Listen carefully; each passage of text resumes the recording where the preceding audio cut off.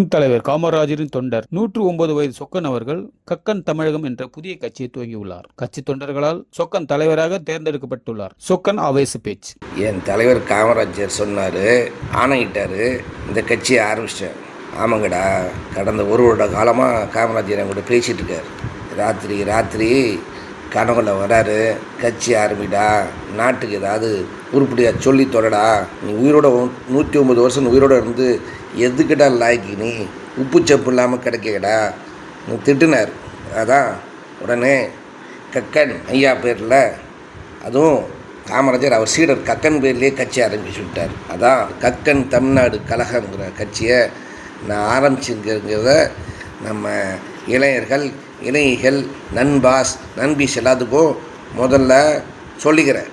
ஏங்கடா சின்ன பசங்க தான்டா, நீங்கள் கையில் மொபைல் வச்சுக்கீங்கடா, மொபைலில் உருப்படியான விஷயத்துக்கு யூஸ் பண்ணவே மாட்டீங்களடா, உருப்படியாக திறந்து பார்க்க மாட்டீங்களடா, ஓப்பன் பண்ணி பார்க்க மாட்டீங்களடா. உங்களுக்கு என்னடா வேணும்? முதல்ல கல்வி தானே வேணும். கல்வி இருந்தால் தான்டா வாழ்க்கையை, உங்கள் வாழ்க்கை பொருளாதாரம் உருப்பிடுவீங்க, பொருளாதாரம் நல்லா இருப்பீங்க. உங்கள் குடும்பத்தை, உங்கள் அப்பாவை, அம்மாவை, அக்காவை, தங்கச்சி, அண்ணனை, தம்பியை, வருங்காலத்தை உங்கள் பொண்டாட்டியை, உங்கள் பிள்ளைகளை நீங்கள் ஒழுங்காக பார்த்துக்க முடியும். நல்ல கல்வியை தாண்ட முடியும். அந்த கல்வியை கொடுத்தது யாருடா? இந்த கல்வியை பெரிய அளவில் கொடுத்தது யாருடா?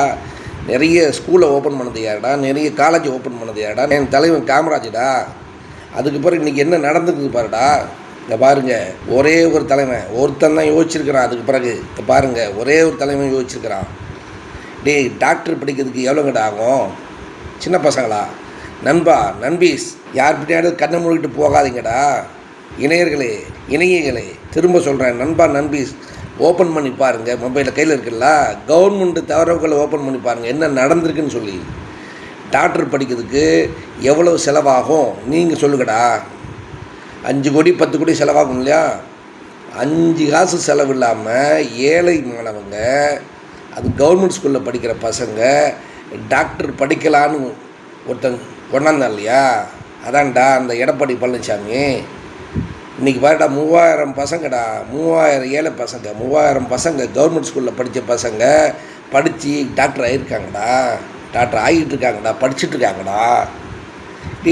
அவன் தாண்ட தலைவன். கல்விக்கு எவன் முக்கியத்துவம் கொடுக்குறானோ, கல்வியை குழந்தைகளுக்கு, நம்ம நாட்டு குழந்தைகளுக்கு கல்வி எவன் கொடுக்குறானோ அவன் தாண்ட தலைவன். அதுக்கு திட்டமிடல் இருக்கணும்ல, அதுக்காக திட்டமிட்டான்ல, அது திட்டமிட்ட செயல்படுத்திட்டான் இல்லையா? திட்டம் போட்டு செயல்படுத்தி முடிச்சிட்டான்டா ஒருத்தன். அவனை தலைவனை ஏற்றுக்கணும்டா. இந்த எடப்பாடி பழனிசாமி 4 வருஷம் தான்டா சீஃப் மினிஸ்டராக இருந்தான். 4 வருஷம் தான் சீஃப் மினிஸ்டராக இருந்தான். என்ன பண்ணியிருக்கிறான் பாரு. 11 மெடிக்கல் காலேஜை கொண்டாந்துருக்கிறான், 27 பாலிடெக்னிக் கல்லூரியில் கொண்டாந்துருக்காப்புல, ஆர்ட்ஸ் காலேஜ் 67 ஆர்ட்ஸ் காலேஜை கொண்டாந்துருக்கான்டா. பசங்களா, நண்பீஸ், இளைஞர்களே, கல்விடா. கல்வி இருந்தால், அந்த கல்வினால் மட்டும்தாண்டா நீங்கள் முன்னேறுவீங்க. கல்வினால் மட்டும்தாண்டா உங்கள் குடும்பத்தை நீங்கள் கல்வி கட்டிங்கன்னா காலத்துக்கும் நல்லா இருப்பீங்கடா. அந்த கல்விக்கு கொடுத்தவன் காமராஜருக்கு அப்புறம் தமிழ்நாட்டில் இவ்வளோ பெரிய கல்லூரிகளை, இவ்வளோ பெரிய பாலிடெக்னிக்கில், இத்தனை மெடிக்கல் காலேஜ் கொண்டாந்து தமிழ்நாட்டில் கொண்டாந்து கொட்டி குவிச்சு கல்வியை வளம் கொளிக்க செஞ்ச இந்த மனுஷன் தான்டா எடப்பாடி பழனிசாமி தான்டா. நான் எடுத்து தரவுகளை பாருங்கடா, என்ன நடந்திருக்குன்னு உங்களுக்கு தெரியாதாடா? ஓன்னு கத்திட்டு ஓடுறீங்களாடா? இவன் பின்னாடியாவது ஓடி உங்களுக்கு என்னடா கிடைக்க போகுது? பண்ணியிருக்கானா? எனக்கு ஒருத்தன் பண்ணிட்டான்டா, பண்ணவன் பின்னாடி ஓடுவீங்களா? ஒருத்தன் பண்ணிட்டான்டா, பண்ணி கொடுத்துக்கான்டா. உங்களுக்கு எவ்வளோ பசங்க படிச்சுட்டுப்பீங்கடா? எவ்வளோ பசங்க மெடிக்கல் காலேஜ், இவ்வளோ 11 மெடிக்கல் காலேஜுங்கிறது எவ்வளோ பெரிய சாதனை. 67 புதிய ஆர்ட்ஸ் காலேஜுங்கிறது எவ்வளோ பெரிய சாதனை. 27 பாலிடெக்னிக்கிறது எவ்வளோ பெரிய சாதனை. கடந்த 5 வருஷமாக பார்த்தீங்களாடா என்னடா நடந்திருக்குது? குப்பை தொட்டி மாதிரி இருக்குடா. கவர்மெண்ட் ஸ்கூல்லாம் குப்பை தொட்டி ஆக்கிட்டாங்கடா. காமராஜர் ஆரம்பிச்சு வச்ச ஸ்கூலெல்லாம் குப்பை தொட்டியே ஆக்கிட்டாங்கடா. காமராஜர் அதை கோவில் மாதிரி வச்சுருந்தாடா, ஸ்கூலில் கோவில் மாதிரி வச்சுருந்தாருடா. இவனுக்கு குப்பை தொட்டி ஆக்கிட்டானுங்கடா. இவனுக்கு தான்டா தழுக்கு மினுக்கா அலைகிறானுங்க. இவனுங்களை விட்டுடுங்க, இந்த கேடுகிட்டவங்களை விட்டுடுங்க. இந்த சினிமாக்காரன் பின்னாடி சுத்தாதீங்க. கல்வியை கொடுத்தவன் யாருன்னு பாருங்கள். உண்மையானவன் வந்தான்டா, உண்மையான தலைவன் வந்தான்டா. நான் சொல்கிறேன்டா, அன்றைக்கி காமராஜனுடைய ஒற்றை வாரிசு எடப்பாடி பழனிசாமி தான்டா. காமராஜர் பேரால் சொல்கிறேன்டா. அந்த தியாகி, தர்மசீலன், யோக்கிய, நேர்மையால், கக்கன் பேரால் சொல்லணா. இதெல்லாம் சொல்கிறது தாண்டா இந்த தமிழ்நாடு கழகத்தை ஆரம்பிச்சிருக்கிறேன். உங்களுக்கு உண்மையை சொல்லணும்டா. நான் பொய் சொன்ன என்னை செருப்பால் அடிங்கடா. எடுத்து பாருங்கள், எல்லோரும் இருக்கீங்க இல்லையா, தமிழ்நாட்டுக்குள்ள இளைஞர்கள் நண்பன் நம்பி இந்த வீடியோ பார்க்குறவங்க ஃபோனை எடுத்து, உங்கள் மொபைல் ஃபோனை எடுத்து திறந்து பாருங்கள். கவர்மெண்ட் ஆர்டரை பாருங்கள், என்ன நடந்துக்கு பாருங்கள், எவன் ஆட்சி காலத்தில் நடந்தது பாருங்கள். இந்த கம்நாட்டி பசங்க 5 வருஷமாக நாட்டில் குப்பை கொட்டிட்டு இருக்காங்களா, குப்பை கொட்டுறாங்களா, உங்கள் தலையில் குப்பை கொட்டிட்டு இருக்காங்க. உங்கள் தலையை திறந்து தலைக்குள்ளே குப்பையை கொட்டுறாங்க, உங்கள் வாழ்க்கையில் குப்பையை கொட்டுறாங்க, உங்கள் பொருளாதாரத்தில் குப்பையை கொட்டுறாங்க, குடும்பத்தில் குப்பையை கொட்டுறாங்க. குப்பையை கொட்டுறவனை விட்டுருங்கடா. புதுசாக எவனாவது சினிமாக்காரன் என்ன செய்வாங்க, அவன் கூட இருக்கவன்லாம் யாருன்னு நினச்சி பாருங்கடா. கல்வி கொடுக்குறவங்க எனக்கடா இந்த ஒருவேளை அந்த மனசு நல்லவனாக இருக்கலாம்டா. இந்த சினிமாக்காரன் இந்த பதவி ஆசையில் வந்திருக்கேன்னா, சீஃப் மினிஸ்டர் பதவி ஆசையில் வந்திருக்கேன்னா, அந்த சினிமாக்காரன் அந்த தம்பி நல்ல பையனாக இருக்கலாம். அந்த சுற்றி உள்ள கூட்டத்தை பாருங்கடா. எவனாவது கல்வி கொடுப்பாங்கிறீங்க, கல்விக்காக உழைப்பாங்கிறீங்க, கல்விக்காக பாடுபடுவாங்கிறீங்க.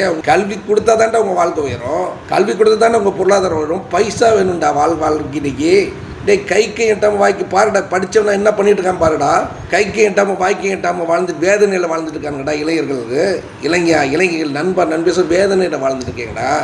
இந்த குப்பைகள் எல்லாம் பொறுக்கி குப்பை தொட்டியில் போட்டுடுங்க. புதுசாக அந்த கனவுலகிலேருந்து வந்துக்கிட்டு ஒருத்தனை நம்பிக்கிட்டு அவன் பின்னாடி வீணாக போயிடாதீங்க. கல்வி கொடுத்த தலைவன் காமராஜர் நினச்சி பாருங்க. இன்னைக்கு கல்வி கொடுத்துருக்காங்க ஒருத்தன், ஒரு மனுஷன், நல்ல மனுஷன், எடப்பாடி பழனிசாமி. காமராஜரின் ஒற்றை வாரிசுக்கு நான் சொல்கிறேன், தமிழக மக்களுக்கு அறிவிக்கிறேன், நண்பிசை இளைஞர்களுக்கு அறிவிக்கிறேன். காமராஜனுடைய ஒற்றை வாரிசு எடப்பாடி பழனிசாமி தாண்டா.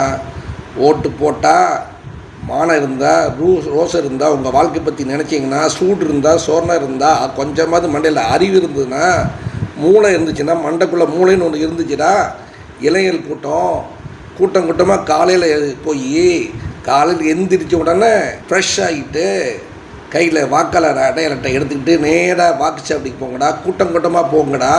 காமராஜரின் ஒற்றை வாரிசுக்கு ஓட்டு போடுங்கடா. நாடு அப்போ தாண்டா உருப்பிடுவோம். நீங்கள் உருப்பிடுவீங்கடா, உங்கள் வாழ்க்கை உருப்பிடுவோம்டா. நீங்கள் நல்லா இருப்பீங்கடா. நாடு நல்லா இருக்கட்டும். காமராஜர் வாழ்க, கக்கன் வாழ்க. இன்னைக்கு இந்த எடப்பாடி கல்வி கொடுத்துட்டுருக்கானே, எடப்பாடி பழனிசாமி அவன் வாழ்க.